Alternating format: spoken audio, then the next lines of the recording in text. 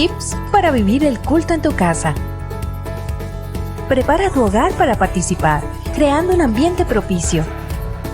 Toma las medidas que sean necesarias para que nada ni nadie puedan interrumpir este momento. Por ejemplo, silenciar tu teléfono. Hazlo con tiempo, sin afán. Prepárate tú también.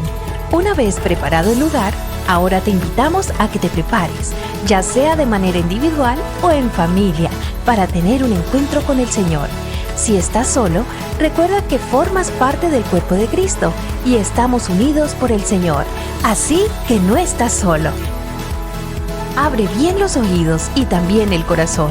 Dios nos habla por su palabra, así que abre bien los oídos. Participa activamente de las lecturas bíblicas, las oraciones y los cantos. Invita a los miembros de tu familia a participar. Este es su momento para compartir la fe en el Señor Jesucristo con nuestra familia, reconociendo al Señor con nuestros diezmos y ofrendas.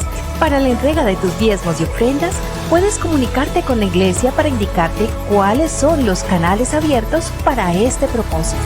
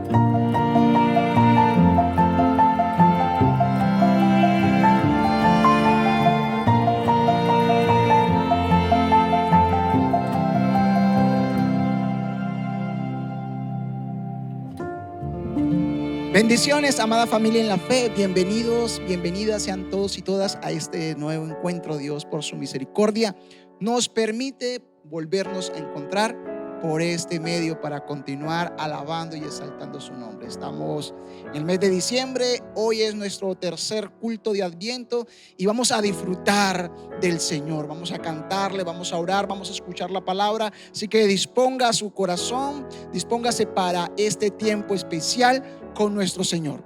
Puede invitar al resto de la familia, compartir el enlace con los demás, con los amigos, informarle al vecino, al familiar que aún no se ha conectado, para que se conecte y disfrute de este tiempo de gran celebración con el Señor. Quiero invitarle para que me acompañe en la lectura de la palabra del Señor. Acerquémonos al Salmo 146, del versículo 5 al 10. Dichoso aquel cuyo ayudador es el Dios de Jacob, cuya esperanza está en el Señor su Dios, creador del cielo y de la tierra, del mar y de todo cuanto hay en ellos, y que siempre mantiene la verdad. El Señor hace justicia a los oprimidos, da de comer a los hambrientos y pone en libertad a los cautivos. El Señor da vista a los ciegos. El Señor sostiene a los agobiados. El Señor ama a los justos. El Señor protege al extranjero y sostiene al huérfano y a la viuda, pero frustra los planes de los impíos. Oh Sión, que el Señor reine para siempre. Que tu Dios reine por todas las generaciones. Aleluya, alabado sea el Señor. Te alabamos, Señor, te exaltamos y te bendecimos. Declaramos en esta mañana que tú reinas, tú tienes el control, tú eres el Dios Rey de reyes, soberano, el que tiene el control de todas las cosas, el justo, el misericordioso, el que alimenta, el que provee, el que cuida, el que ama a los justos. Gracias te damos por ser nuestro Rey. Gracias te damos, Señor, por ser nuestro soberano. Y en esta mañana te exaltamos, te glorificamos, Señor. Aleluya. Alabado sea tu nombre por siempre, Dios Rey de gloria. Gloria al Señor. Vamos a alabar su nombre en esta mañana. Gracias, Dios, por este tiempo tan precioso. Gózate en familia allí donde estás. Levanta tus manos y dale la gloria al Señor. Y decimos juntos: alabad a Jehová, habitantes de la tierra. Alabad al Señor, los que temen a su nombre. Alabad a Jehová, habitantes de la tierra. Alabad al Señor, los que temen a su nombre. Alabadle porque hizo maravillas en el mar.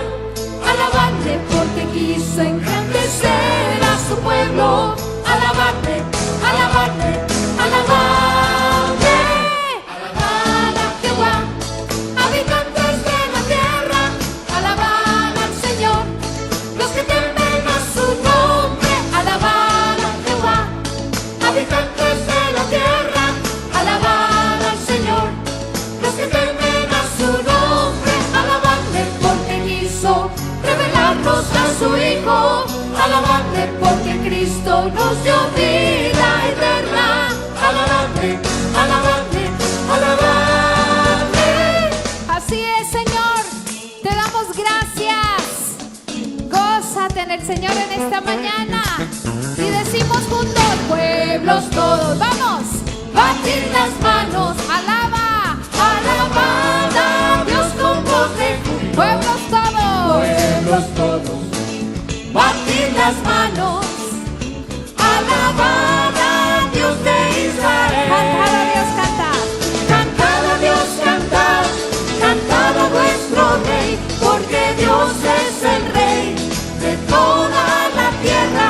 Cantad a Dios, cantad, cantad a nuestro Rey, palmeando nuestras manos, danzando en nuestros pies. Pueblos todos, batir las manos, alabad a Dios con voz de júbilo. Pueblos todos, batir las manos, alabad a Dios de Israel. Cantad a Dios, cantad, cantad a vuestro Rey, porque Dios es el Rey de toda la tierra. Cantad a Dios, cantad, cantad a nuestro Rey, palmeando nuestras manos, danzando en nuestros pies. Pueblos todos, batir las manos, alabad a Dios con voz de júbilo. Pueblos todos, batir las manos, alabad a Dios de Israel. Alabad a Dios de Israel. Alabad a Dios de Israel. Amén. Gloria al Señor. Hemos venido en este día a buscar de tu presencia, a adorar tu santo y precioso nombre. Gózate en el Señor.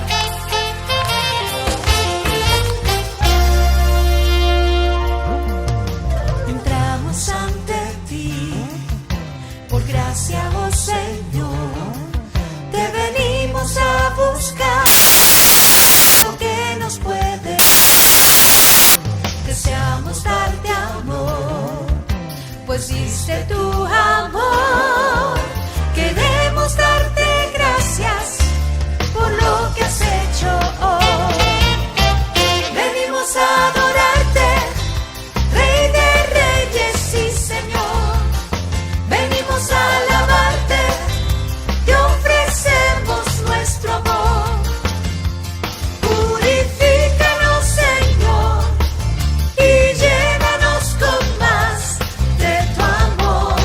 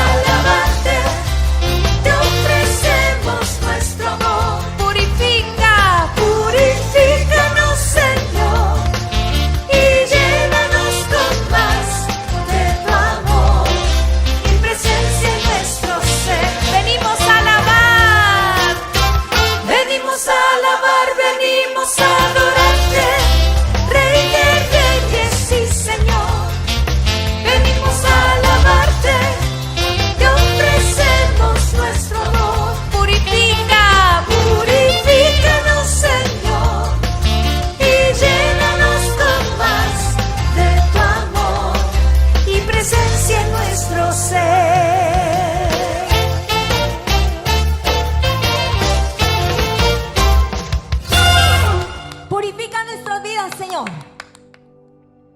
El Salmo 146, versículos del 7 al 9 dicen: el Señor hace justicia a los oprimidos, da de comer a los hambrientos y pone en libertad a los cautivos. El Señor da vista a los ciegos, el Señor sostiene a los agobiados, el Señor ama a los justos. El Señor protege al extranjero y sostiene al huérfano y a la viuda, pero frustra los planes de los impíos. Esta es la oportunidad que tenemos para ser sensibles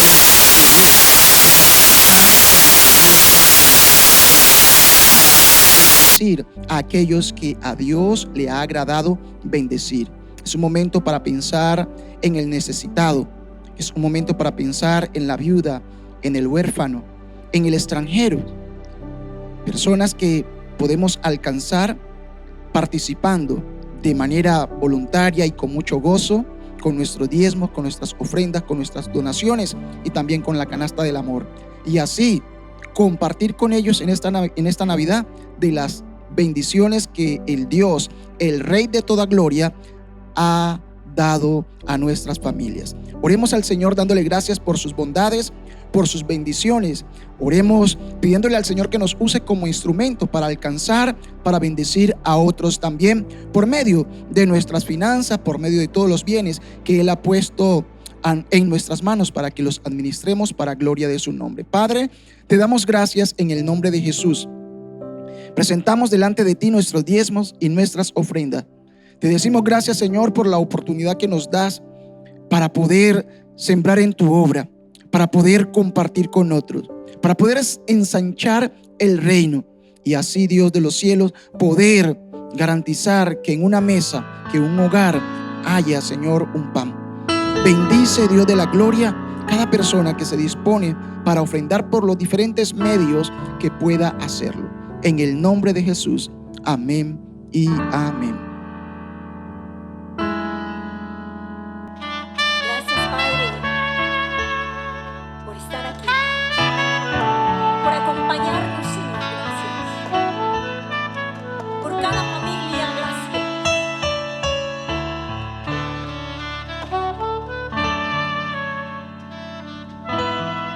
Más de Dios, de toda gracia,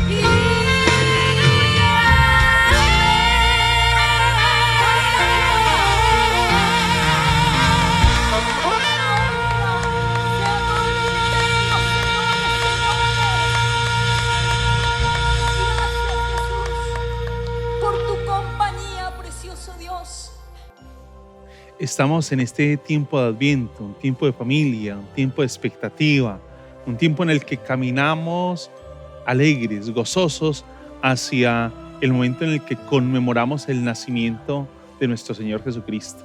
Y en este tercer Adviento les hemos venido invitando a reflexionar sobre los cánticos que el Evangelio de Lucas conserva sobre o alrededor del nacimiento del Salvador.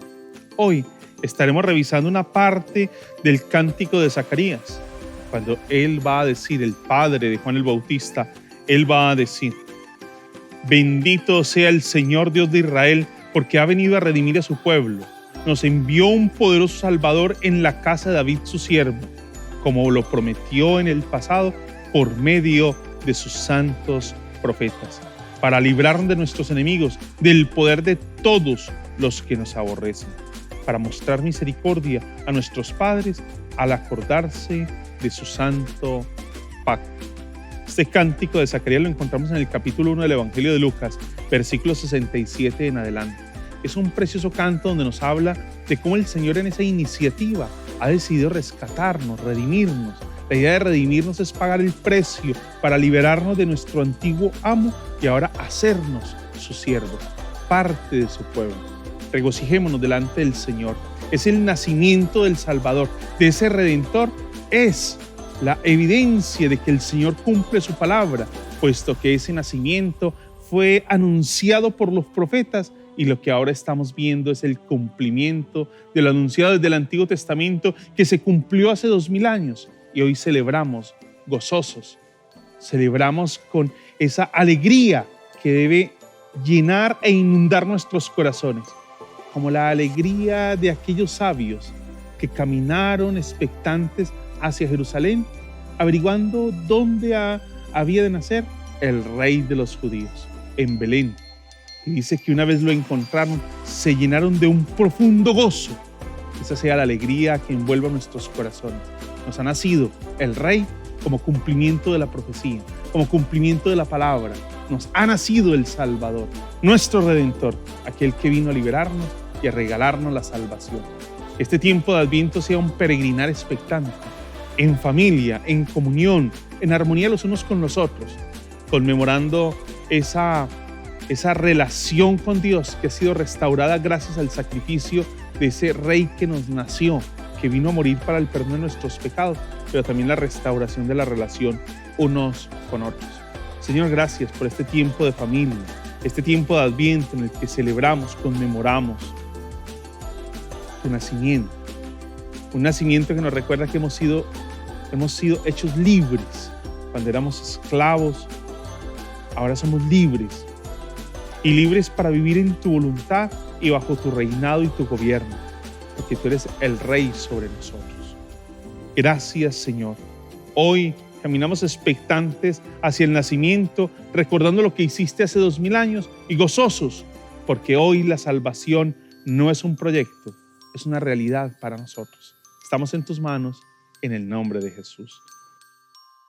Bueno, ahora nos acercamos a la palabra del Señor en el propósito de seguir meditando en la Escritura. Como lo hemos venido haciendo durante todo este peregrinar de Adviento, ya hoy por tercer domingo de Adviento en el que vamos haciendo memoria, conmemorando, caminamos expectantes frente a ese acontecimiento de la encarnación, Dios hecho hombre, hecho como uno de nosotros. Ahora tenemos la oportunidad de meditar en la persona de Jesús. Es lo que hemos querido proponerles por estos días. Y ya hoy, tercer domingo de Adviento, vamos meditando en Jesucristo como Rey. Hemos hablado de Jesús como profeta, hemos hablado de Jesús como sacerdote y ahora vamos a hablar y a escuchar de la palabra del Señor cómo nos presenta a Jesús como Rey. Seguramente no será algo exhaustivo, como no lo ha sido tampoco el tema del profeta, del sacerdocio de Jesús. Y hoy no pretendemos ser exhaustivos, pero sí revisar algo de ese reinado de Jesús como Rey. Y creo que es oportuno acercarnos a ese evangelio que nos va a mostrar a Jesús como Rey. Y es que hay un evangelio que, como ningún otro de los 3 evangelios, 2 evangelios sinópticos y el evangelio de Juan, Hay un evangelio particular que nos va a mostrar a Jesús como rey, y es el evangelio de Mateo. Es muy particular este evangelio porque en todo su recorrido va a estar mostrándonos a Jesús como rey, como soberano, como Señor, como legislador, como aquel que tiene el control, como aquel que gobierna todo. Así nos lo va a estar mostrando el evangelio de Mateo. Y en un tiempo donde cada uno de nosotros se considera Señor de sí mismo, amo, dueño absoluto de la vida, donde la única autoridad, la única voz autorizada para ser escuchada es la nuestra, donde no existe otra voluntad que entremos a considerar en nuestro quehacer, en nuestras miradas, en nuestros asuntos. Hoy se nos está mostrando desde este recorrido en el que hemos querido volver a Jesús el centro de la Navidad. Y digo volver no porque lo estemos haciendo por primera vez, sino porque lo que queremos es poner a Jesús, reubicar a Jesús en el centro de la Navidad. En esa celebración que se encarga de conmemorar a Jesús, recordar la encarnación, una celebración que no podemos permitir que desplace el nombre de Jesús por ningún otro nombre. Y en esa mirada de Jesús como rey vamos a acercarnos a uno de esos textos relacionados con la Navidad en la que se nos va a mostrar a Jesús de manera muy clara, muy evidente, muy exacta como Rey y Señor. Recuerda la visita de los sabios a Jerusalén y luego a Belén y luego a la casa donde estaba Jesús y sus padres. Acompáñenme a Mateo capítulo 2, versículo 1 y 2.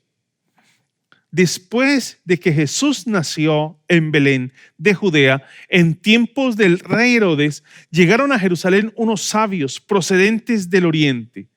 ¿Dónde está el que ha nacido rey de los judíos? Preguntaron. Vimos levantarse su estrella y hemos venido a adorarlo. ¿Qué tal esa manera de hablar de Jesús como rey desde la mirada de estos sabios que vienen desde Oriente? Y es que el Evangelio de Mateo en el capítulo 2 lo que pretende es ubicarnos como en ese espacio de lo que viene aconteciendo, el nacimiento de Jesús, un nacimiento que desde el capítulo 1 ha sido anunciado. Y no solo desde el capítulo 1 en términos de la anunciación que hace el ángel acerca del nacimiento de Jesús, sino desde la misma genealogía. El Evangelio de Mateo casi que introduce con un título en el que se está reconociendo a Jesús como rey. Observe la manera en cómo inicia el Evangelio de Mateo.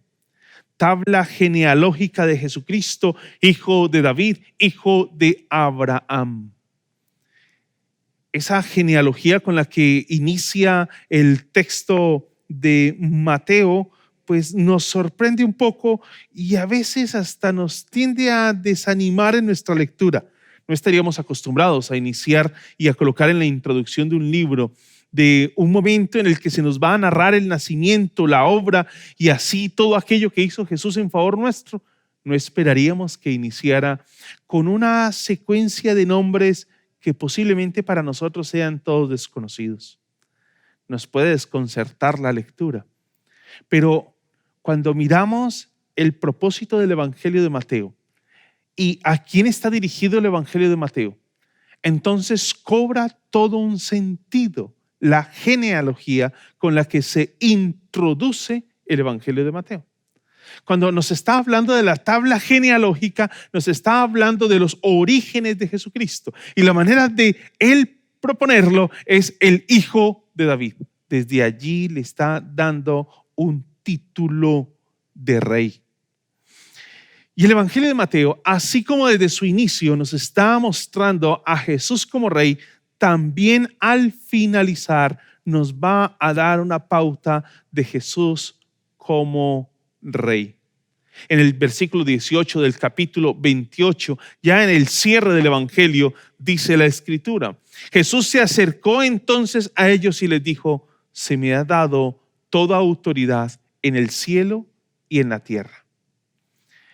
es toda una expresión de señorío, de gobierno, de dirección, de soberanía sobre la creación.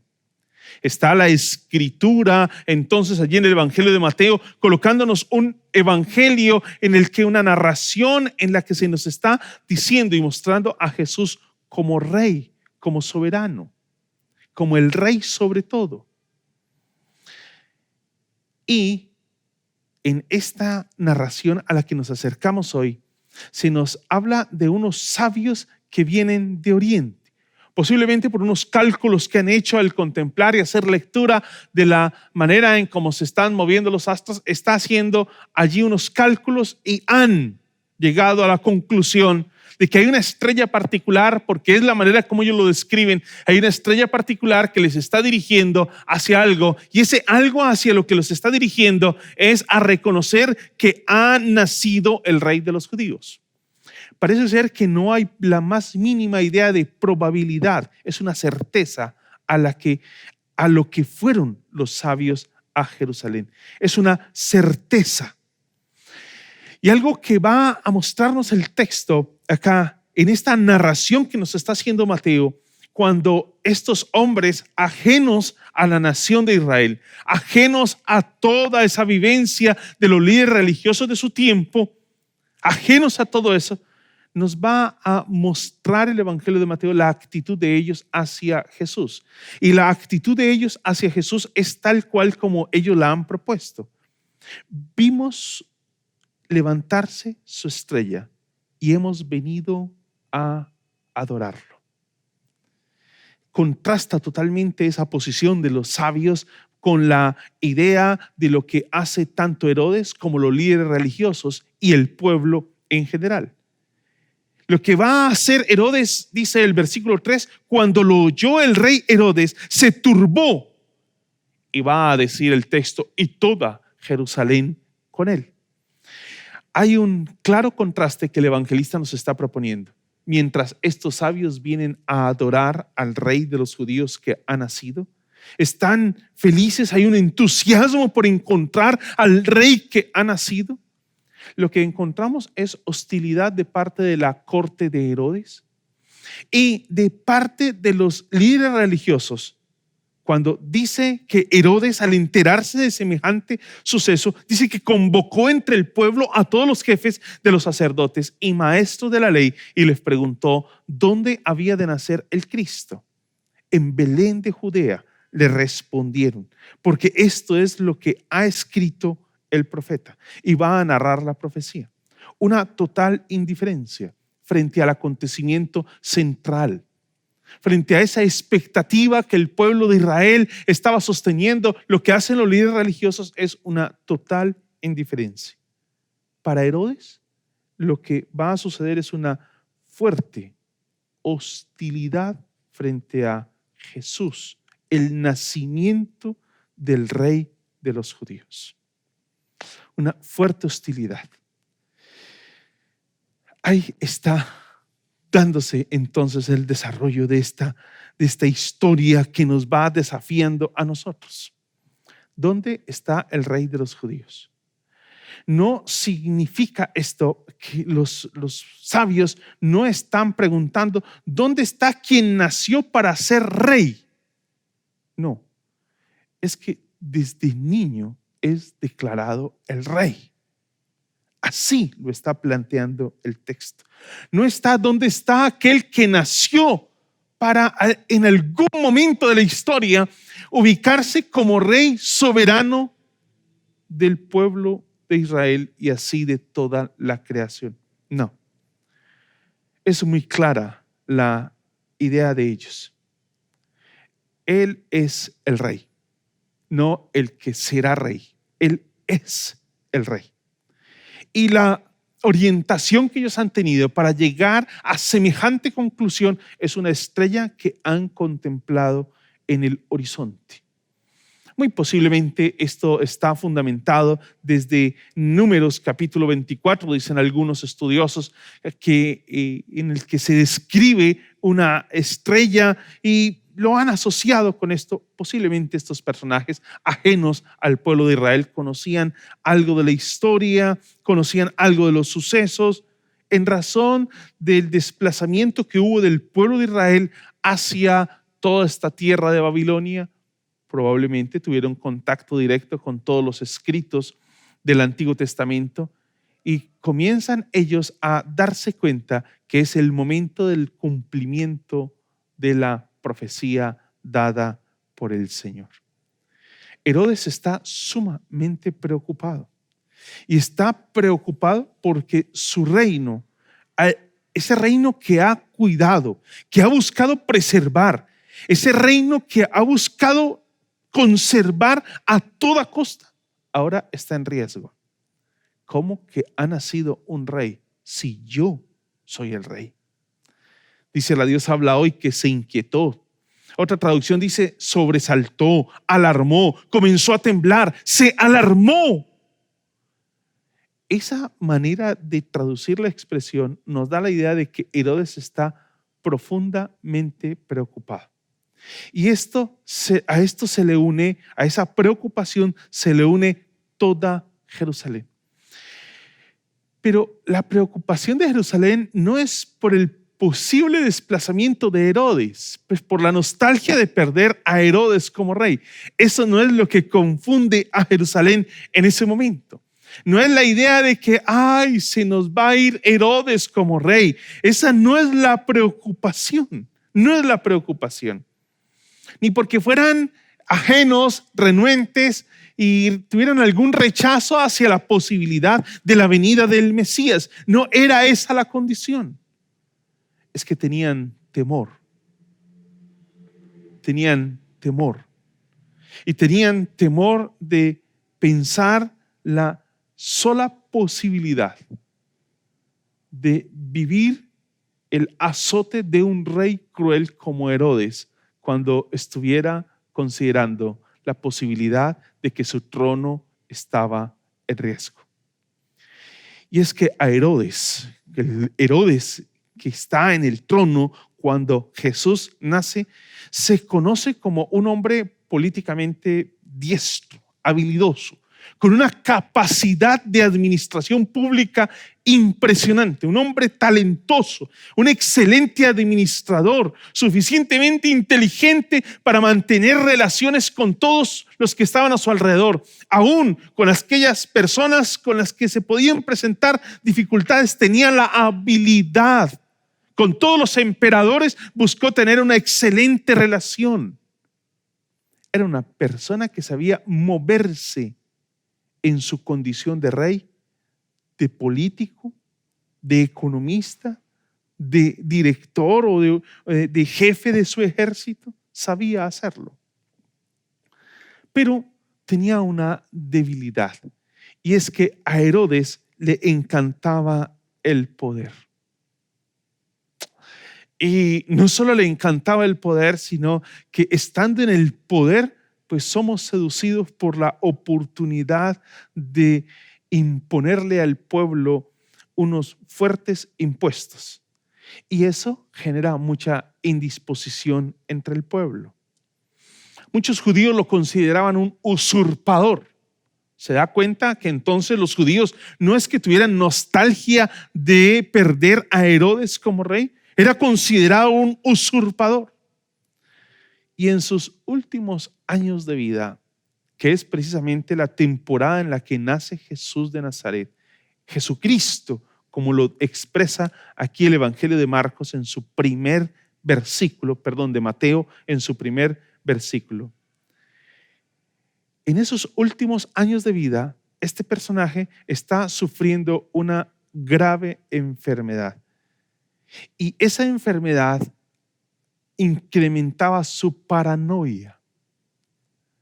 No estaba dispuesto a perder el control, a perder el poder, a dejarse desplazar. Cuando escucha la noticia, se alarma. El texto es muy claro. Se turbó, se inquietó, se sobresaltó, comenzó a temblar de solo pensar en la posibilidad de que alguien venía a ocupar el trono que él poseía. se volvió en medio de su paranoia, fruto de la enfermedad que les estoy hablando que poseía, avivó más su paranoia por preservar y cuidar su puesto. En esa paranoia se volvió un hombre cruel y sin escrúpulos en el propósito de cuidar el poder y su lugar.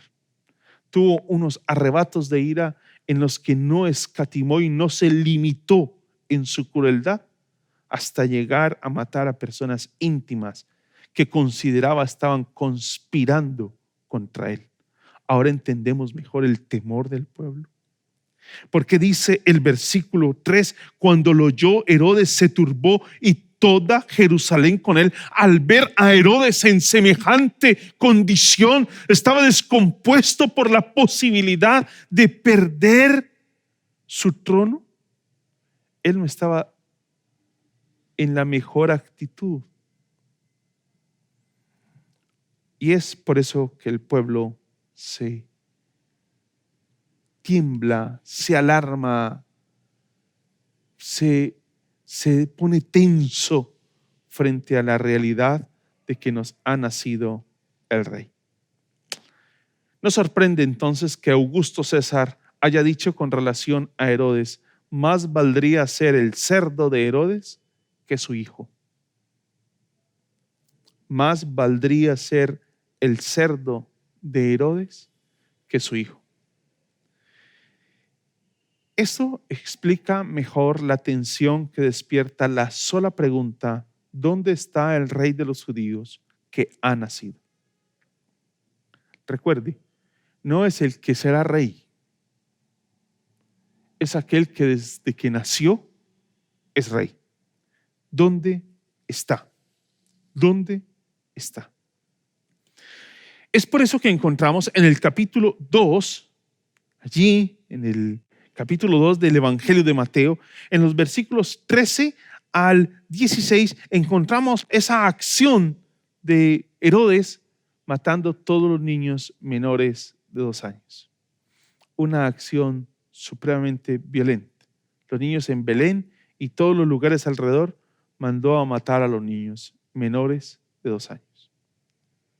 Así fue que lo hizo. Cuando Herodes se dio cuenta de que los sabios se habían burlado de él, se enfureció y mandó a matar a todos los niños menores de 2 años en Belén y en sus alrededores, de acuerdo con el tiempo que había averiguado de los sabios. Qué tremenda situación. Este hombre está descompuesto. En su descomposición cita a los líderes religiosos de la época, cita a los jefes de los sacerdotes, a los maestros de la ley, es decir, a los escribas, los cita, los convoca a una reunión. ¿Quién mejor podría orientarlo en cuanto a cuál es el lugar donde dice la profecía que debe nacer el rey de los judíos? Cita a toda esta élite religiosa a una reunión de último momento. Todos deben estar presentes.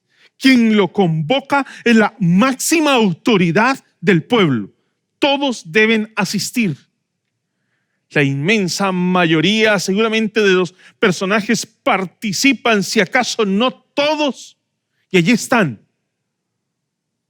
El rey de los judíos ha nacido. El rey de los judíos ha nacido. ¿Dónde? Dice la escritura que ha de nacer, es la pregunta. Versículo 5. En Belén de Judea le respondieron, porque esto es lo que ha escrito el profeta. Una mejor traducción del texto debería decir lo que se ha escrito por medio del profeta, dejando claro que quien ha orientado todos los acontecimientos de la historia hasta llegar a Jesús es Dios. Y el profeta lo que ha hecho es solo ser un instrumento en las manos de Dios para comunicar su voluntad. Ahora, esto que estoy diciendo nos ilumina un poco más para entender la genealogía, la razón de la genealogía. La razón de la genealogía es orientar, es mostrar el linaje de Jesucristo. No es un personaje que nació de la nada. Jesucristo no es un accidente de la historia. Jesucristo no es alguien que vino y nos sorprendió en el camino. Nadie lo sabía. No, sí lo sabían.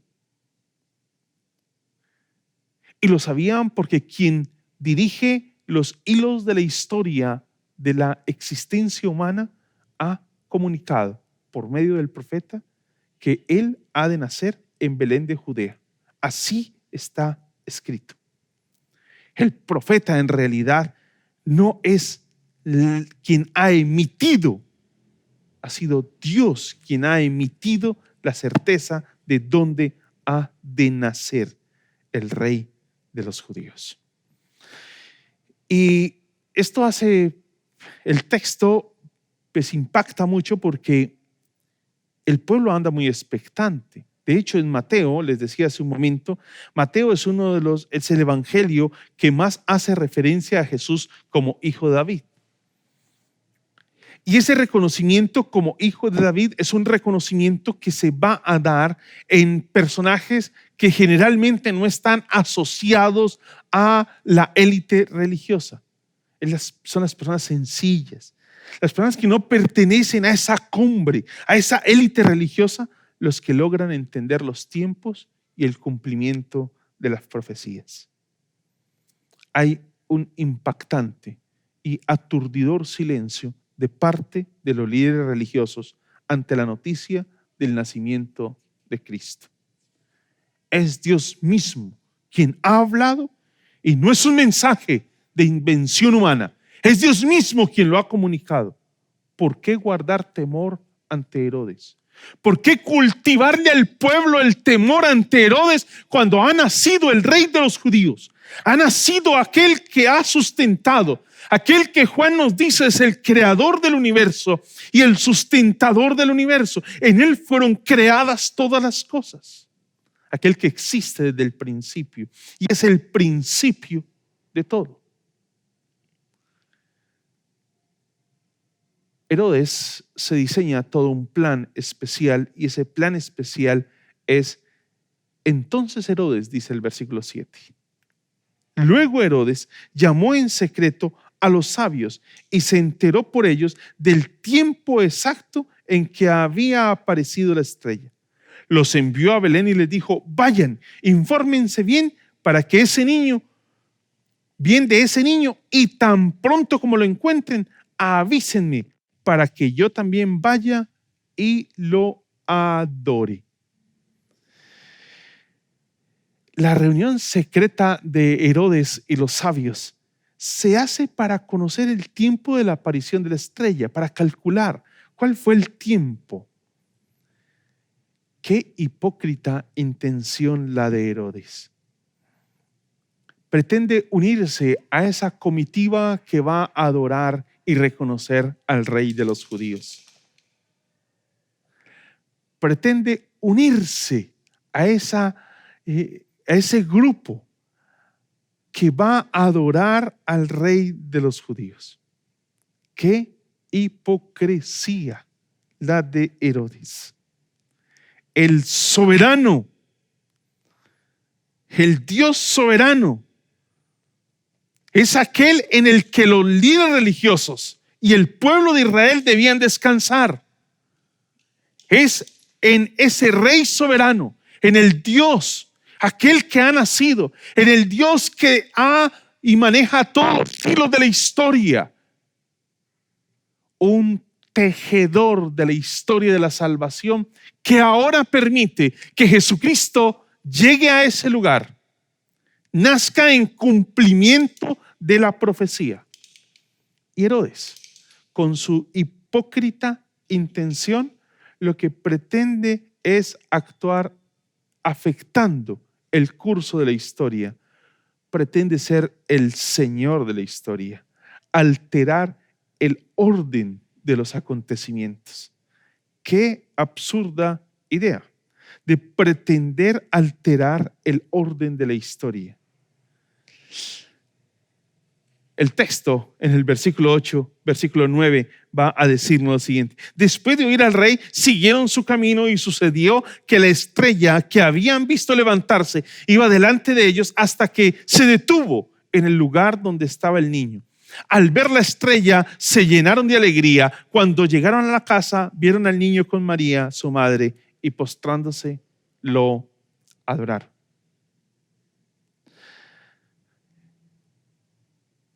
Este es un pasaje de contrastes.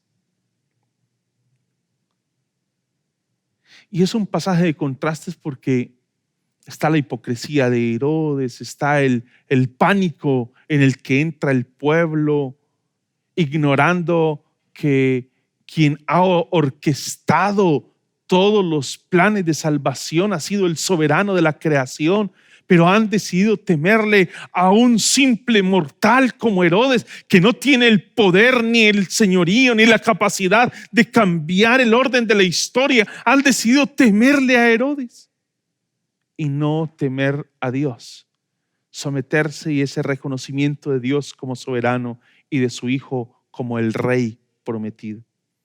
Los líderes religiosos totalmente ajenos, indiferentes, seguramente tratando de conservar un buen canal de comunicación con el rey Herodes y no poner en riesgo ni su vida, ni el establecimiento, ni su posición, ni la nación. Deciden entonces solamente comunicar y vivir de manera indiferente. Qué contrastes, porque estos hombres lo que hacen es ir a adorar. Y el versículo 10 nos dice que se regocijaron con muy grande gozo. Así lo traduce la Reina Valera. Se regocijaron con muy grande gozo. Al ver la estrella se llenaron de alegría. Qué contraste nos trae el reinado de Jesús sobre la vida. Pensar en Jesús como rey, qué contrastes trae a nosotros. Por una parte, el temor, la lucha de perder el control, la paranoia por la idea de perder el control. Es que nunca lo hemos tenido, solo pretendemos tenerlo. En realidad nunca hemos manejado la vida, en realidad nunca hemos tenido el control de la historia, nunca lo hemos tenido. El Señor de la historia, el dueño de todos los tiempos es Dios, y el Señor de la historia es Jesucristo. Nunca hemos tenido el control de la historia. No. Y no debe entenderse la historia como un cúmulo de accidentes, de tal manera que Herodes no es un accidente en ese momento de la historia, como tampoco era un accidente que Jesús naciera precisamente en el momento más crítico donde el rey Herodes imperaba y gobernaba, junto o guiado por su paranoia. No era esto un acontecimiento que se salió de manos. No. Estaba todo guiado y orquestado por el soberano de la creación, en el que nosotros los seres humanos somos responsables, no somos marionetas, somos responsables. De ahí que el llamado que nos hace un texto como este es: ¿cuál es nuestra actitud frente al Rey soberano de la creación, sobre el Señor de la historia, sobre el Rey de la historia? ¿Cuál es nuestra actitud hacia Él? ¿Cuál es nuestra posición hacia Él? ¿La de Herodes? ¿Estamos en riesgo de perder nuestro trono? ¿La del pueblo? Entramos en pánico porque la idea de que otro venga a gobernarnos pone esto en una tensión.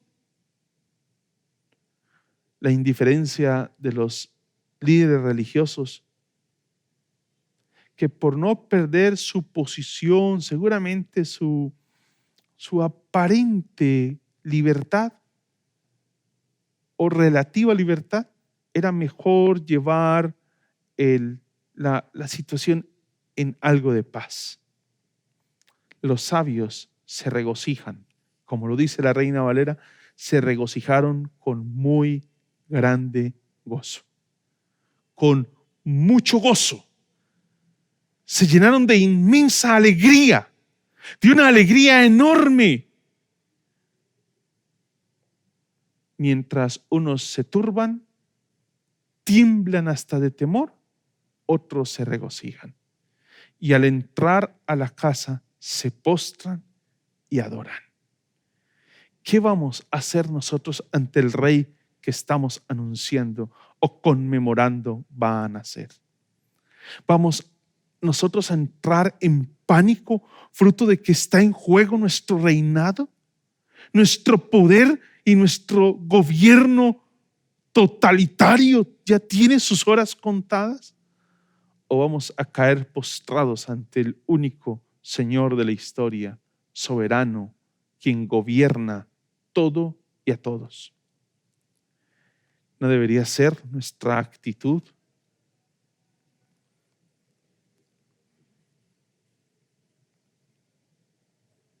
La misma que encontramos allí en el Apocalipsis capítulo 4. Cuando están ante el trono. Y lo que dice el texto es: en el centro, alrededor del trono, había 4 seres vivientes, cubiertos de ojos, por delante y por detrás. El primero de los seres vivientes era semejante a un león, el segundo a un toro, el tercero tenía rostro como de hombre, el cuarto era semejante a un águila en vuelo. Cada uno de ellos tenía 6 alas y estaba cubierto de ojos por encima y por debajo de las alas, y día y noche repetían sin cesar: Santo, Santo, Santo, el Señor Dios Todopoderoso, el que era y que es y que ha de venir.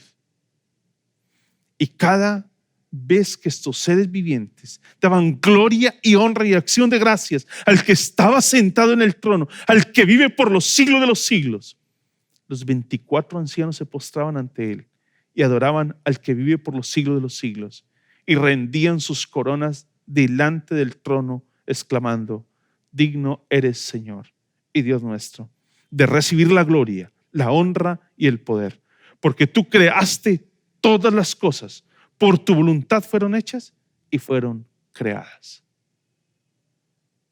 ¿No debe ser esta la actitud del creyente del siglo XXI?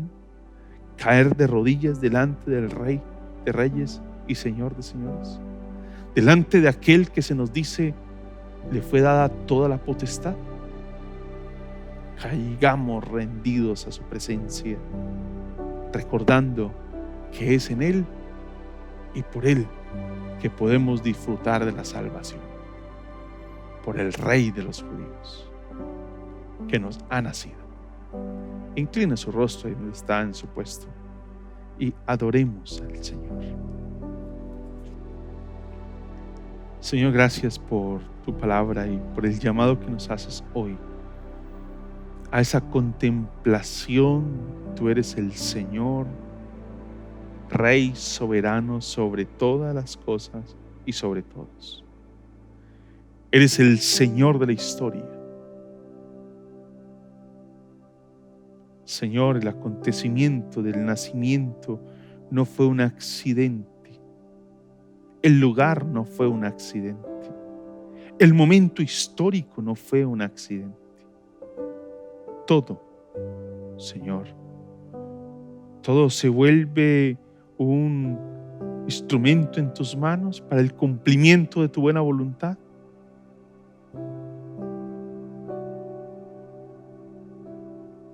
En la que cada uno de nosotros es responsable de la manera en cómo asumimos tu reinado y tu gobierno sobre nosotros.